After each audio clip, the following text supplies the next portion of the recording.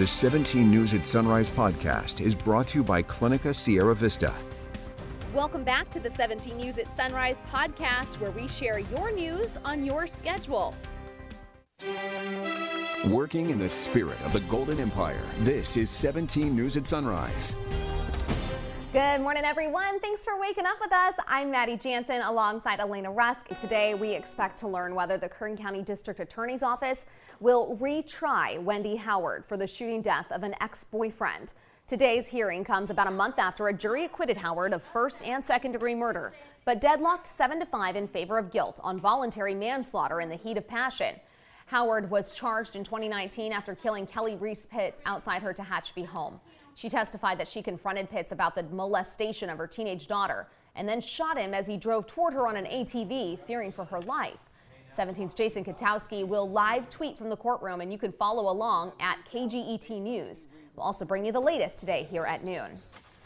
Meantime, a man arrested for allegedly making threats to kill members of a local church is being held on $150,000 bail this morning. Bakersfield police responded to Iglesia de Dios Pentecostal Tuesday afternoon for the criminal threat investigation. Police say 31-year-old Miguel Campos' statements were found to be credible due to his recent history of concerning and escalating behavior against the church. Campos pleaded not guilty to 2 felony charges in court yesterday. He's due in court again next month. Making news around the state, the Los Angeles County Sheriff now calling it a deliberate act. The wrong-way driver who slammed into more than 24 law enforcement recruits in South Whittier on Wednesday. Despite that, he's out of custody this morning. According to the LA Times, the arrest Wednesday has been deemed a detention as officers continue to build their case against 22-year-old Nicholas Joseph Gutierrez of Diamond Bar. This security camera video has surfaced showing the moments the SUV plowed into the Los Angeles County Sheriff's recruits as they were out for a training run. Now, of course, warning you here that video is hard to watch. In the silent video, you can see the recruits were jogging down the street. In the oncoming lane, the SUV appears to then veer to the left and slam into them before being stopped by a light post. 25 recruits were injured, 5 of them critically. An officer saying one of the 5 was on a ventilator, and other injuries include head trauma, broken bones, and loss of limbs.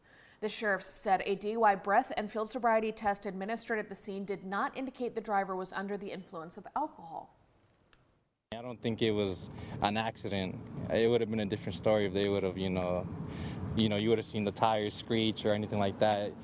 But to have that, full on speed and to crash into a crowd like that, I don't think it was an accident. Now again, Gutierrez released from custody late last night. Sheriff's officials saying investigators are continuing to build their case. The Kern County Fire Department welcomed dozens of new members to its ranks last night. 44 recruits successfully completed and graduated the academy, and their families came out to celebrate at Centennial High School.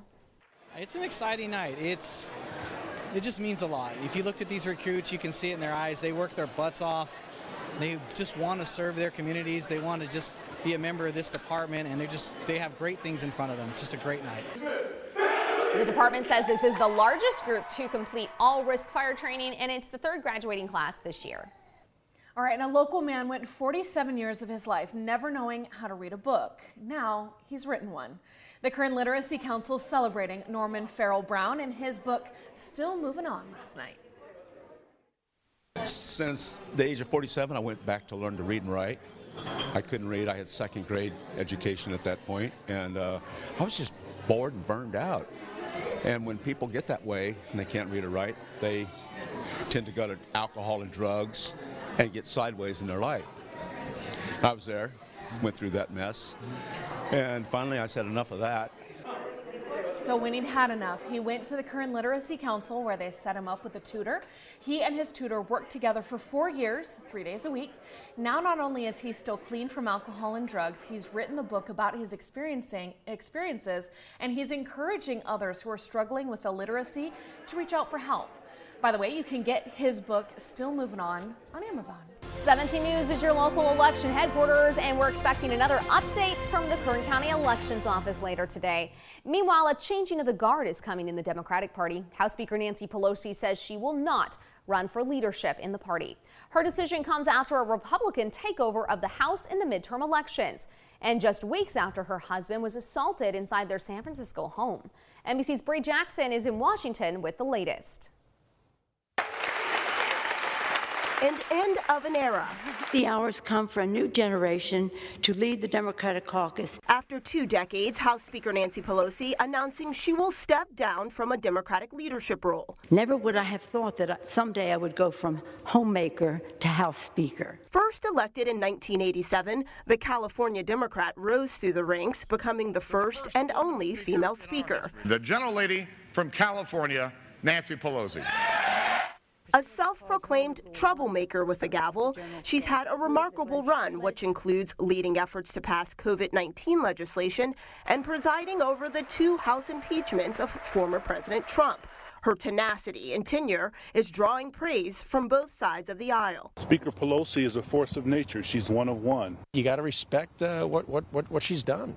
I was here because it was historic. Pelosi's decision comes after Republicans gained control of the House in midterm elections.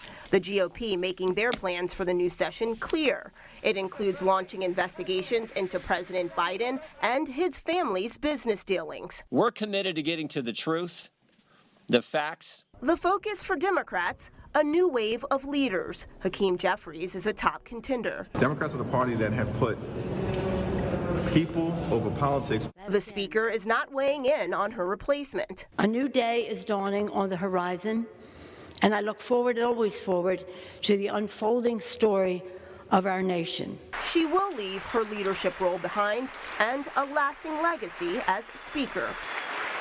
Speaker Pelosi will continue to serve as a member of Congress. As for her leadership position, Democrats plan to hold their leadership elections at the end of this month. In Washington, I'm Bree Jackson for NBC News.